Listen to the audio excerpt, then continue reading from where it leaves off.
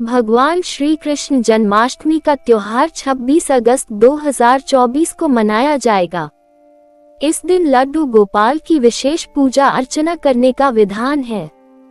साथ ही 56 भोग अर्पित किए जाते हैं। ऐसी मान्यता है कि उपासना करने से कान्हा जी की कृपा प्राप्त होती है।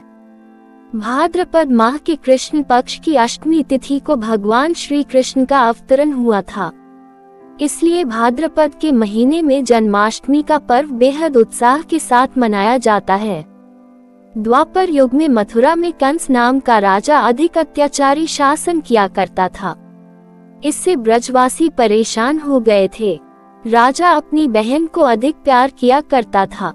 उसने बहन की शादी वासुदेव से कराई। जिस समय वो देवकी और वासुदेव को उनके राज्य लेकर जा रहे थे, तो उस दौरान आकाशवाणी हुई, हे कंस, तू अपनी बहन को ससुराल छोड़ने के लिए जा रहा है। उसके गर्भ से पैदा होने वाली 8वीं संतान तेरी मौत की वजह बनेगी। ये सुनकर कंस को क्रोध आया और वसुदेव को मारने बढ़ा। ऐसे में देवकी ने अपने पति को बचाने के लिए कंस से कहा कि जो भी संतान जन्म लेगी, मैं उसे आपको सौंप दूंगी। इसके बाद कंस ने दोनों को कारागार में डाल दिया। कारागार में ही रहकर देवकी ने एक एक करके 7 बच्चों को जन्म दिया, परंतु कंस ने सभी संतान को मार दिया। योगमाया ने 7वीं संतान को संकर्षित कर माता रोहिणी के गर्भ में पहुंचा दिया था। इसके पश्चात माता देवकी ने 8वीं संतान को जन्म दिया। 8वीं संतान के रूप में भगवान विष्णु कृष्णावतार के रूप में अवतरित हुए। उसी दौरान रोहिणी की बहन मां यशोदा ने एक पुत्री को जन्म दिया।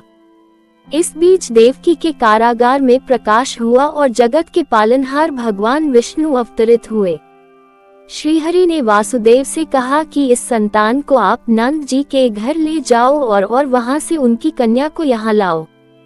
वासुदेव ने प्रभु के आदेश का पालन किया। नंद जी के यहाँ से उनकी नवजात कन्या को लेकर वापस आ गए।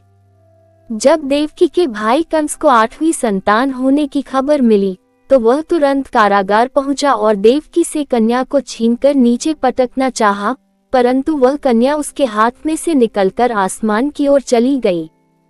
इस दौरान कन्या ने कहा कि हे मूर्ख कंस, तुझे मारने वाला जन्म ले चुका है और वह वृंदावन पहुंच गया है। अब तुझे तेरे को पापों की सजा अवश्य मिलेगी। वह कन्या कोई और नहीं, स्वयं योगमाया थी।